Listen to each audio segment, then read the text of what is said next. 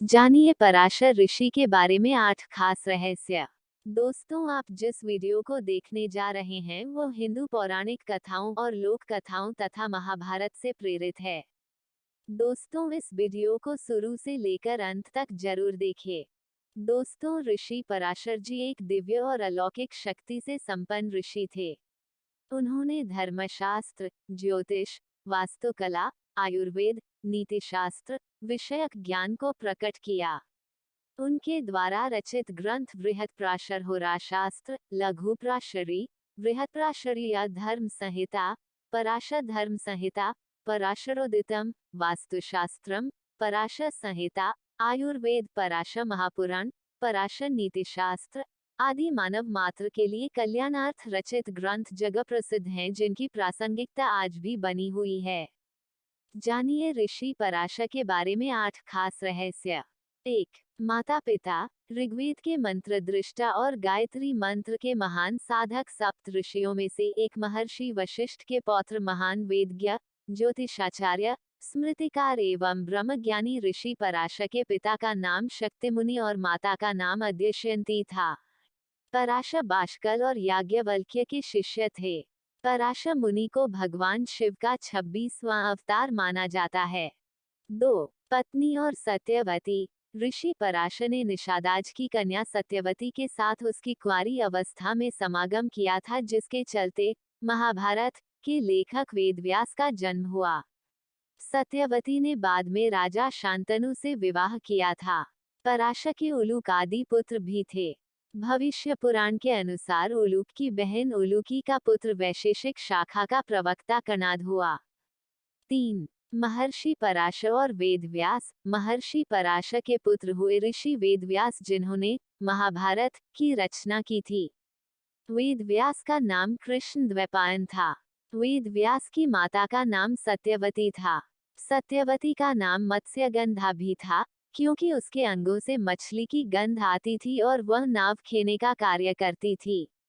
एक बार जब ऋषि पराशर उसकी नाव में बैठकर यमुना पार कर रहे थे, तब उनके मन में सत्यवती के रूप सौंदर्य को देखकर आसक्ति के भाव जागृत हो गए और उन्होंने सत्यवती के समक्ष प्रणय संबंध का निवेदन कर दिया।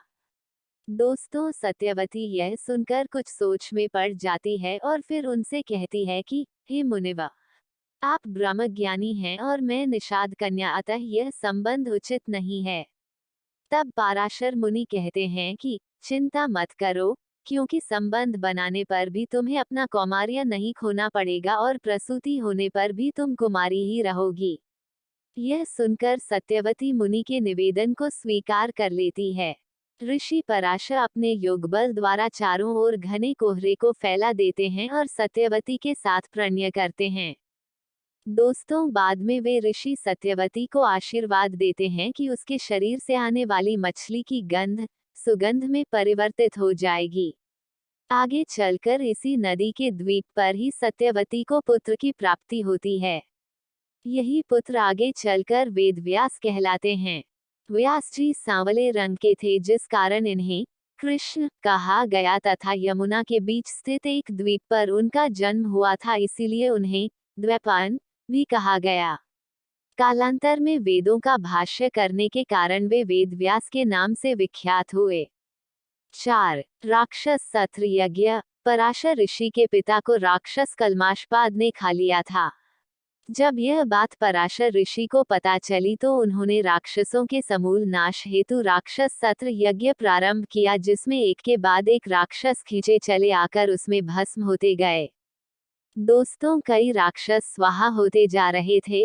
ऐसे में महर्षि पुलस्त्य ने पराशर ऋषि के पास पहुंचकर उनसे यह यज्ञ रोकने की प्रार्थना की और उन्होंने अहिंसा का उपदेश भी दिया।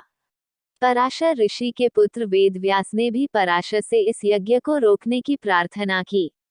उन्होंने समझाया कि बिना किसी दोष के समस्त राक्षसों का संहार करना अनुचित है। पुलस्त्य तथा व्यास की प्रार्थना और उपदेश के बाद उन्होंने यह राक्षस सत्र यज्ञ की पूर्णाहुति देकर इसे रोक दिया। दरअसल कथा इस प्रकार है कि एक दिन की बात है कि शक्ति एकायन मार्ग द्वारा पूर्व दिशा से आ रहे थे। दूसरी ओर पश्चिम से आ रहे थे राजा कल्माशपाद। रास्ता इतना संकरा था कि एक ही व्यक्ति निकल सकता था तथा दूसरे का हटना आवश्यक था। लेकिन राजा को राजदंड का अहंकार था और शक्ति को अपने ऋषि होने का अहंकार। राजा से ऋषि बड़ा ही होता है, ऐसे में तो राजा को ही हट जाना चाहिए था। लेकिन राजा ने हटना तो दूर, उन्होंने ऋषि शक्ति को कोड़ों से मारना प्रारंभ कर दिया।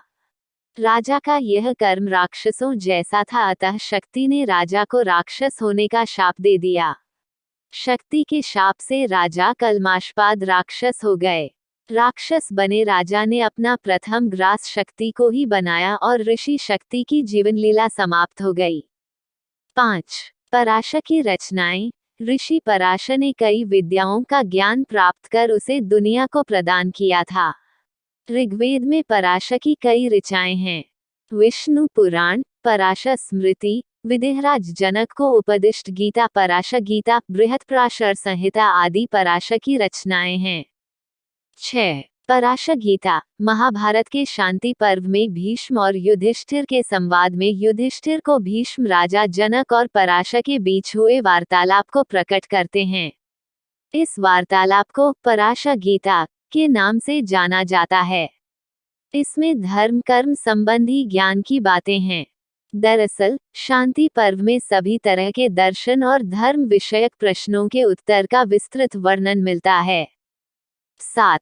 पराशर का ज्योतिष शास्त्र। पराशर ऋषि ने अनेक ग्रंथों की रचना की, जिसमें से ज्योतिष के ऊपर लिखे गए उनके ग्रंथ बहुत ही महत्वपूर्ण हैं। प्राचीन और वर्तमान का ज्योतिष शास्त्र पराशर द्वारा बताए गए नियमों पर ही आधारित है। ऋषि पराशर ने ही बृहत्पराशर होरा शास्त्र, लघुपराशरी ज्योतिष लिखा है। 8. पराशर की अन्य रचनाएं। बृहत्पराशरीय धर्म संहिता, पराशरीय धर्म संहिता, स्मृति पराशर संहिता, वैद्यक पराशरीय माधवाचार्य ने उल्लेख किया है, पराशरोदित चाणक्य ने उल्लेख किया है, पराशरोदित विश्वकर्मा ने उल्लेख किया है, आदि उन्हीं की रचनाएं हैं। पराशर स्मृति एक धर्म संहिता है जिसमें युगानुरूप धर्मनिष्ठा पर बल दिया गया है।